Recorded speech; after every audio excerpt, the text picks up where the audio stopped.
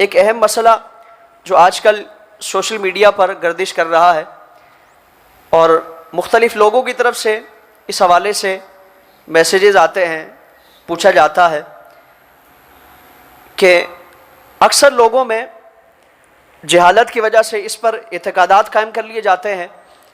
کہ معاذ اللہ قرآن سے ایک مخصوص صورت ہے، سورہ بقرہ کا کہا جاتا ہے کہ اس سے بال نکل رہے ہیں، اور کسی کو خواب میں آیا ہے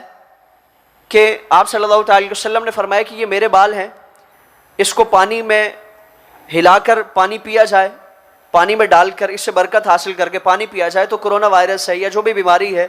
اس کا کوئی اثر نہیں ہوگا، اور اس کو سنبھال کر رکھا جائے کہ معاذ اللہ یہ آپ صلی اللہ تعالی وسلم کے موئے مبارک ہے۔ تو اس طرح کی کوئی حیثیت، کوئی حقیقت نہیں ہے، اس بات کی کوئی حقیقت اور کوئی وقت نہیں ہے، یعنی ہمارے پاس کوئی ایسا مستند ذریعہ نہیں ہے جس سے ہم جان سکیں کہ ہمارے قرآن میں کوئی بال جو نکل رہا ہے وہ آپ علیہ السلام کا موئے مبارک ہے یا کسی مقدس شخصیت کا، جس طرح بعض مکتبہ فکر کے لوگ امام مہدی سے اس کو جوڑتے ہیں۔ تو ایسی کوئی اس کی حیثیت نہیں ہے، کوئی حقیقت نہیں ہے۔ اس میں پہلا پہلو تو یہ ہے کہ شاید اپنے ہی کوئی گرے ہوئے بال ہوں، ہم قرآن پڑھتے ہیں یا کسی نے گھر میں سے قرآن پڑھا ہوگا، اس کے بال گرے ہوں گے، شاید پہلا پہلو تو یہ ہے کہ وہی بال ہو۔ اور دوسرا پہلو اس کا یہ ہے کہ ہمارے عقائد کو خراب کرنے کے لیے،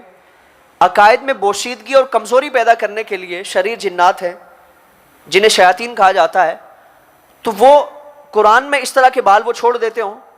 اور پھر ہمارے دلوں میں یہ وسوسے پیدا کرتے ہوں، خوابوں کے ذریعے یا خیالات کے ذریعے وسوسے پیدا کرتے ہوں کہ یہ تو حضور کا موئے مبارک ہے، یہ فلاں ہستی کا موئے مبارک ہے، فلاں شخصیت کا موئے مبارک ہے، اس کی کوئی حیثیت و حقیقت نہیں ہے، اور اس کا کوئی اس کی تکریم نہیں کی جائے گی، کوئی اس کے لیے عزت والا معاملہ نہیں کیا جائے گا کہ اس کو باقاعدہ فریم کر کے رکھا جا رہا ہے، باقاعدہ اس کو پھولوں میں سجا کے رکھا جا رہا ہے، ایسا کوئی معاملہ اس سے جوڑا نہیں جائے گا۔ معاذ اللہ اگر کسی بھی شخص کا بال آپ صلی اللہ تعالی وسلم سے منسوب کیا تو یہ انتہائی سنگین گناہ ہے کہ ہم کہاں اور کائنات کا کوئی بھی انسان کہاں اور آپ علیہ السلام کہاں، یعنی آپ سے کوئی بال مبارک، کسی بال کو نسبت کی جائے جو کسی عام شخص کا ہو، کسی گناہ گار کا ہو، کسی بھی شخص کا ہو، اور یہ بھی کنفرم نہیں ہے کہ کسی شخص کا ہی ہے، کسی جانور کا بھی ہو سکتا ہے، کسی بھی چیز کا وہ بال ہو سکتا ہے۔ تو اس طرح کی ضعیف الاعتقادی سے، کمزور عقائد والوں سے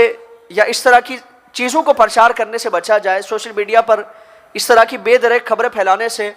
اور بلا سوچے سمجھے اس طرح کی چیزیں شیئر کرنے سے بچا جائے۔ اللہ رب العالمین ہمارے عقائد کی حفاظت فرمائے، ہمارے اعمال کی حفاظت فرمائے۔